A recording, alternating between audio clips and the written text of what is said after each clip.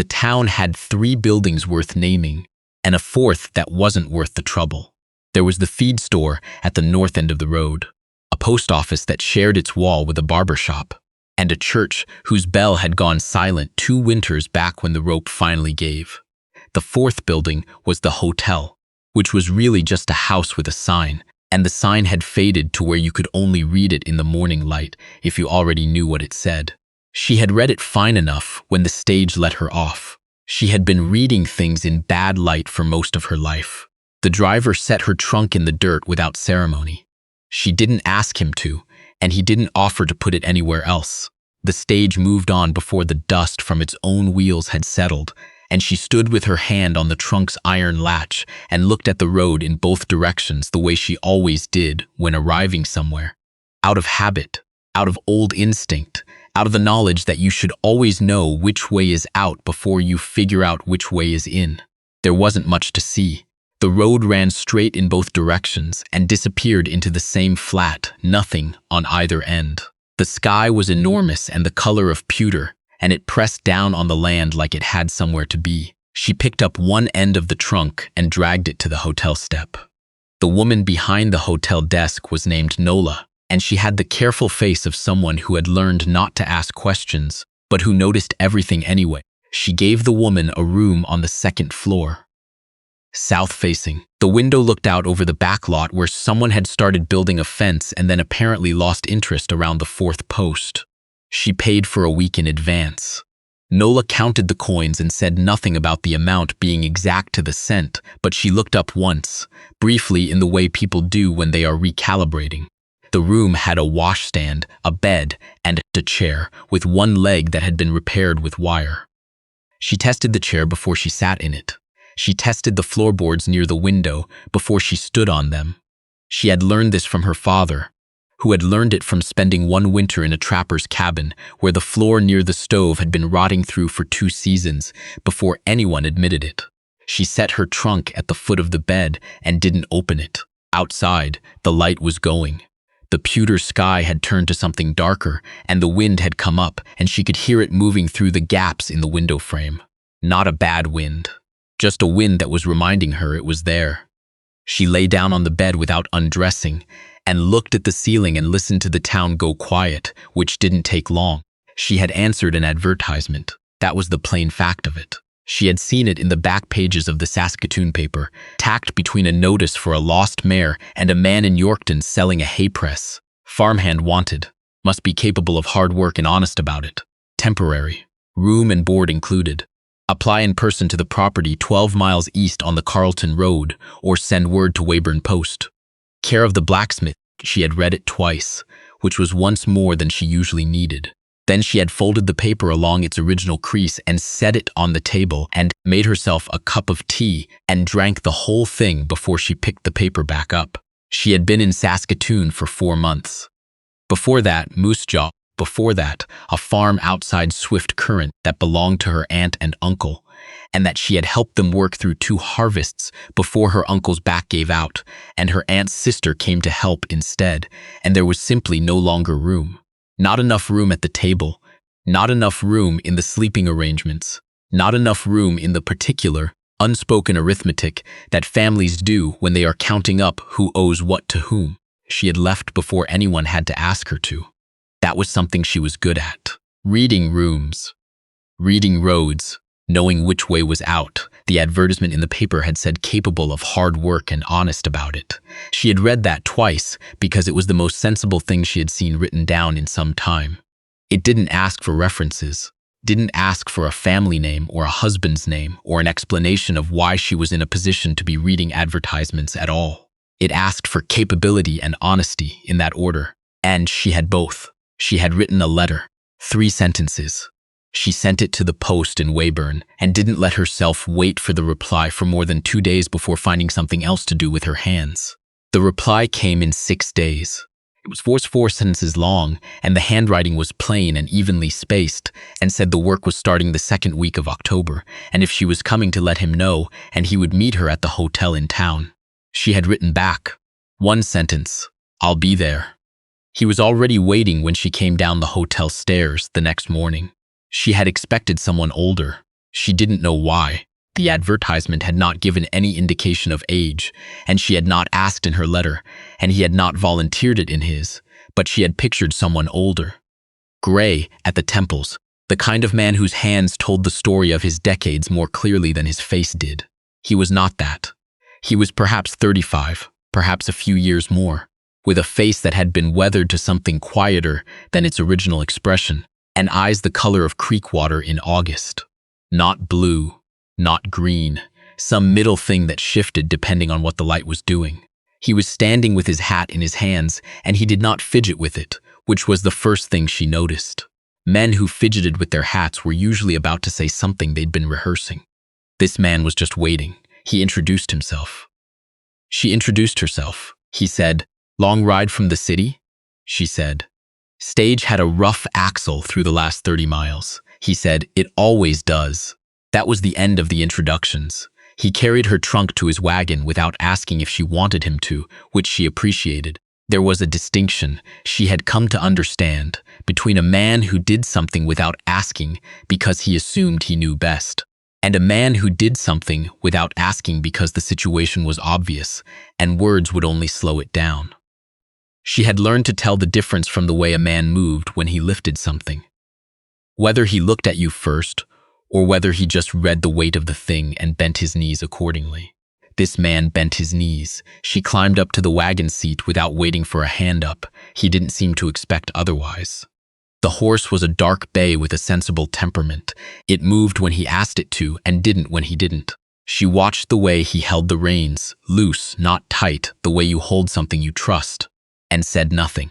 The road going east was straight and hard, and the October sky was the kind of clear that only comes in that province in autumn, a clarity that feels borrowed, like it might be recalled at any time. The grass on either side had gone tawny and dry. A hawk was working a thermal far out to the south. She watched it until it was too small to track. "How much of the work is outdoor?" she said. "Most of it," he said. "And the indoor? What needs doing?" She nodded. That was sufficient. The property was 12 miles east, and then a quarter-mile up a lane that was bordered on the west side by a windbreak of planted spruce, most of them 30-40 years old, put in by whoever had worked this land before him. They were doing their job. The yard on the leeward side was noticeably calmer than the road. The house was a 2-story frame building, white once, and now the particular off-white of weathered paint that was neither charming nor distressed, but simply honest about what paint did in the prairie climate after enough years. A barn stood to the northeast. A smaller outbuilding. She identified it as a root cellar from the earthen berm on its north side. Sat between the barn and the house, there was a garden plot that had been put to bed for winter, the soil turned and dark and raked clean. Someone had taken care with the turning. It wasn't the work of a person in a hurry. He stopped the wagon and they both got down. A dog came around the corner of the barn at a controlled trot, a mid-sized animal, brindled, with the kind of calm confidence that meant it had been well and consistently treated. Came to her first, which surprised her, and she let it smell her hand before she touched it. "That's a good sign," he said, watching. "Dogs know," she said. "They do." She picked up her bag from the wagon bed. He got the trunk. They went inside. The kitchen was the room she assessed first in any house, out of habit, out of the understanding that a kitchen told you almost everything you needed to know about how a person actually lived as opposed to how they thought they lived. This one was clean and ordered in a functional way that had nothing to do with impressiveness.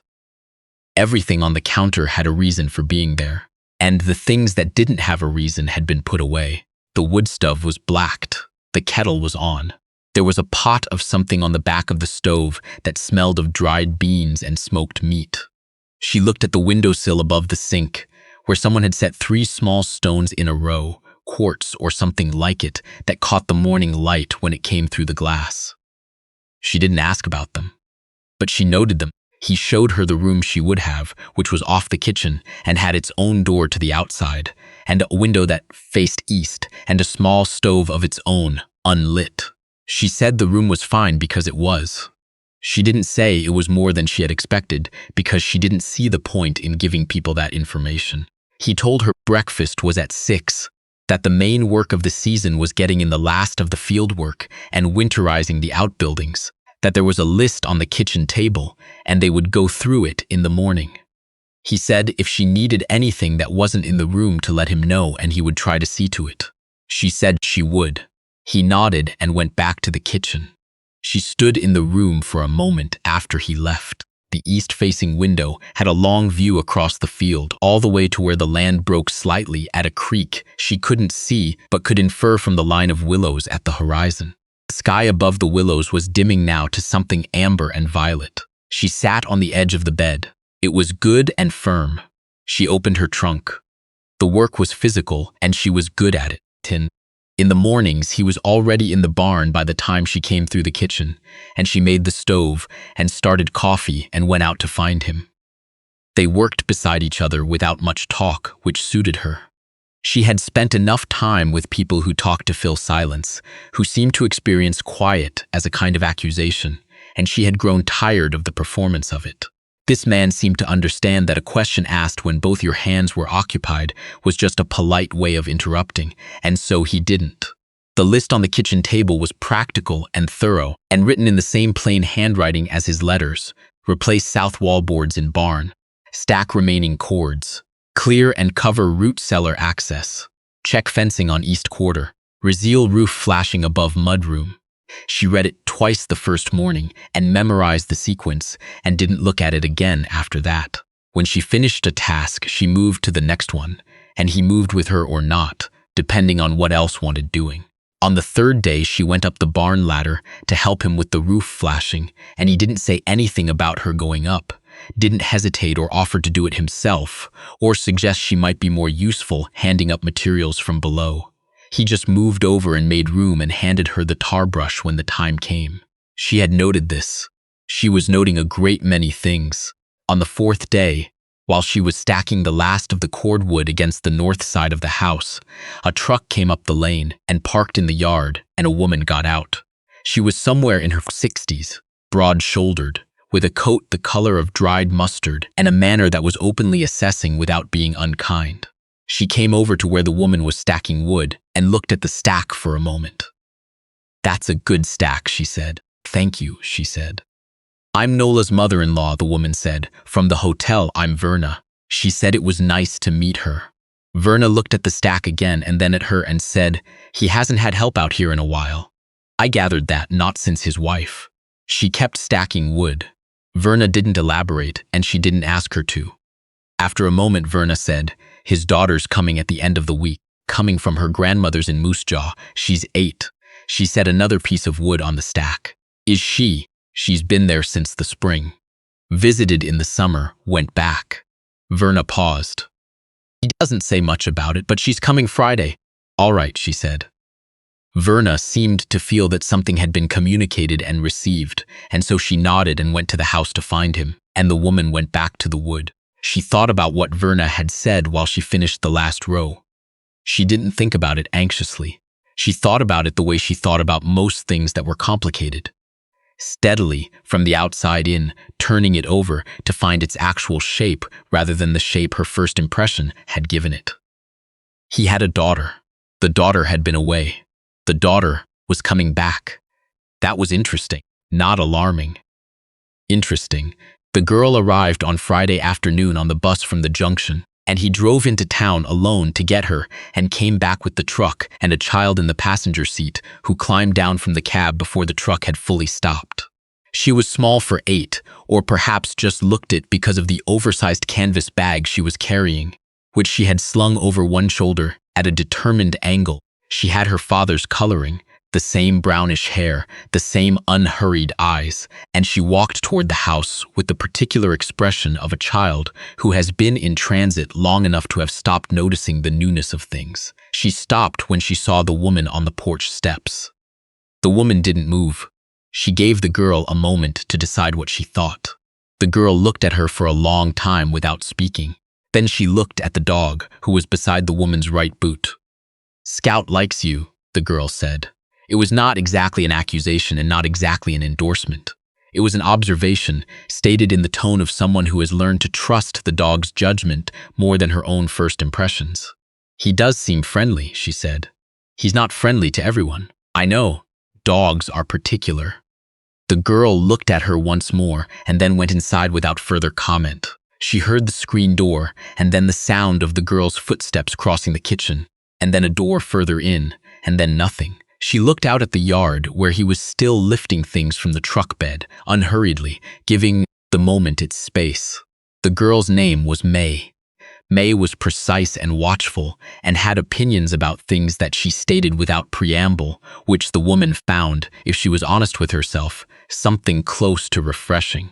May didn't ask why she was there, or how long she was staying, or whether she had been married before, or any of the other questions the woman had steeled herself for. May asked her, on the second day, whether she knew how to make bannock, and when she said yes, May said, "My grandmother makes it different. Hers has more fat." "Most things are better with more fat," she said. May considered this. "That's what my grandmother says too." She made the bannock. May watched the whole process with the focused attention of someone taking inventory. And when it was done, she ate 2 pieces and said, "It's not the same." "No," she agreed. "It wouldn't be." May nodded as if this had confirmed something she'd suspected. After that, they got along without much trouble. What she noticed, what she couldn't help noticing, because it was the kind of thing that accumulated detail by detail over days until it was impossible to look away from, was how he was with the girl. He didn't perform fatherhood. He didn't make a show of it. He simply moved his life slightly to accommodate hers without contracting the essential quietness that seemed to be how he operated.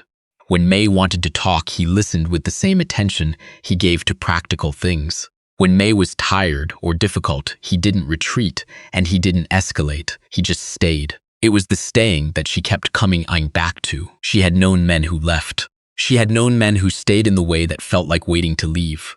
The body present, the attention already halfway out the door. She had not known many men who stayed the way this one stayed, which was simply, completely, without requiring any particular acknowledgement of the fact. She found herself thinking about that at odd hours, at the woodpile, at the kitchen table after supper when May was reading, and he was doing something with a piece of harness at the other end of the table, and the lamp was making everything the same warm amber. She found herself thinking about it, and then she made herself stop and went back to whatever she was supposed to be doing. The thing she had not told him, and had not told anyone in some time, was this. She had been engaged once, 6 years ago. A man in Prince Albert whose family had farmed the same quarter section for 3 generations and who was, by any reasonable measure, a decent man. She had said yes when he asked her because he was decent. And she was 26, and her own sense of what she wanted had gone quiet under the accumulated weight of loss. Her mother, 2 years prior, and before that, her younger brother, from influenza, and before that the years of watching her father manage his grief by working himself into a kind of magnificent isolation that left very little room for anyone else. She had said yes, and then she had spent 7 months being engaged and feeling each week a little less like herself, as though she were slowly being organized into a shape that fit the life rather than the other way around. She had given the ring back in March. He had taken it without much argument, which told her something, and she had left for Moose Jaw 3 weeks later. And after Moose Jaw, Saskatoon, and after Saskatoon, the advertisement in the back of the paper. She had not told him any of this. She did not think it was relevant to the work. But she thought about it at odd hours. She thought about why it was that she could be in this kitchen, at this table, with this particular amber light, and feel not comfortable exactly. That wasn't quite the word. Feel placed. Like a thing set down exactly where it was supposed to be without anyone making a fuss about it. She did not entirely trust the feeling, but she did not dismiss it either. She had learned over the years that the feelings you didn't entirely trust were often the most accurate ones. They were accurate precisely because they hadn't been arranged. On a Tuesday in the 3rd week of October, she was in the root cellar doing an inventory of what was stored and what needed to be added before the real cold came. She had a lamp and a pencil and a piece of paper, and she was working from left to right along the shelves and noting quantities in her plain, small writing. Beets, carrots, potatoes of several kinds, onions braided and hanging, jars of preserves in rows, pickled cucumber, canned tomatoes, until she held the lamp close enough to read the label. Saskatoon. Someone had put up a lot of Saskatoon. She stood for a moment looking at the jars. There were 14 of them. That was a deliberate amount. That was an amount that meant you intended to make it last, and also that you made enough to share, and that you understood the relationship between abundance and winter. She wrote Saskatoon Jambok 14 on her list and moved on to the next shelf. When she came up from the root cellar, he was in the yard splitting wood, and May was sitting on an upturned bucket nearby, reading aloud from a school book she was holding in both hands. He was splitting and listening. He didn't stop splitting, and he didn't ask her to pause, and she didn't pause without being asked. It was a system they had arrived at naturally, the way certain things between people arrive, not because either party decided on them, but because the fit was simply right. She went back inside. She sat at the kitchen table and finished her inventory list. After a while, she became aware that the sound of the axe had stopped, and then she heard May's voice closer, coming up the porch steps, still reading aloud, and then the screen door, and then May at the kitchen table across from her, book still open, not looking up. Chapter 8 is the one where the dog dies, May said. She looked at the girl. Are you still in Chapter 8? No, I'm past it. May turned a page. I just wanted you to know. She looked back at her inventory. All right, she said. Thank you for telling me. May read. She wrote. The lamp between them made the same amber that it always did. She had planned to stay 4 weeks.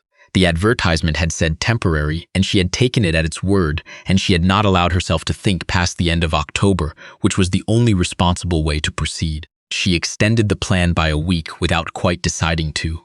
He didn't comment on it. He moved the work accordingly and didn't make anything of the extension in either direction. Didn't express relief or gratitude or any particular feeling at all, which was the response she found least difficult to be around. In the second week of November, the first real snow came. It came overnight and without ceremony, the way the first snow always did on the prairie. Not with warning, but with a morning that looked different through the window when you went to light the stove. She stood at her east window in the gray early light and looked out at the field. All of it white now, the willow line at the far edge the only dark thing in either direction. She thought about leaving. She had been thinking about it since the extension, the way you test a floor before you step on it. Not because you're afraid of it, but because testing is just sense. May knocked on her door. She said, "Come in." May came in wearing her socks and a sweater that was too big for her and carrying a piece of paper. She set the paper on the bed without explanation and went back out. She picked up the paper. It was a drawing, a house rendered in pencil with the particular earnest inaccuracy of a child's architecture. The windows too large, the roof at a slight angle, smoke coming from the chimney in the standardized curling loop of every child's house drawing everywhere. In front of the house, 3 figures, a tall one on the left, a short one in the middle, a medium one on the right. The medium one had long hair. She sat with the paper in her hands for a while. She found him in the barn at mid-morning, working a broken hinge back into alignment at the workbench.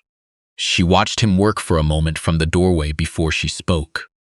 He had a way of approaching a problem at the bench, slowly, from the problem's own logic, not from what he thought the solution should be.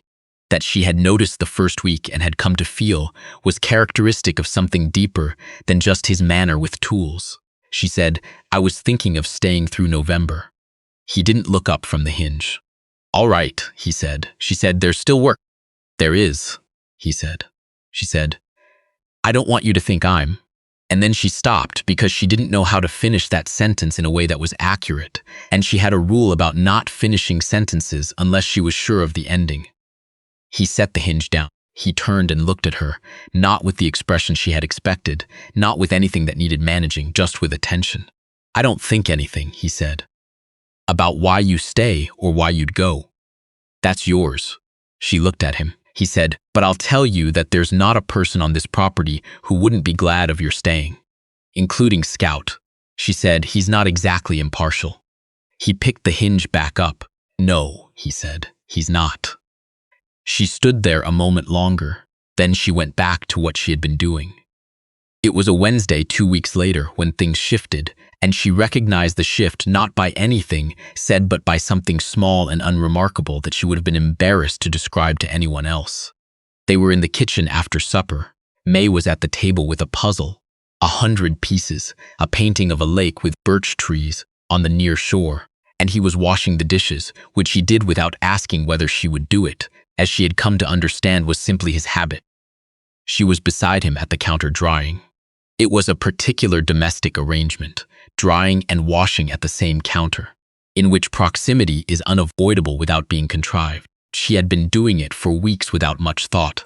This evening he passed her a bowl and she took it, and in the transaction, the brief moment of the bowl between his hands and hers, their hands met in the way hands do, a second's overlap, and he didn't move his away quickly, and neither did she. The bowl was transferred. The moment passed. She dried the bowl and set it on the stack, and he passed her the next thing. But she carried the moment with her the way you carry a small stone in your coat pocket.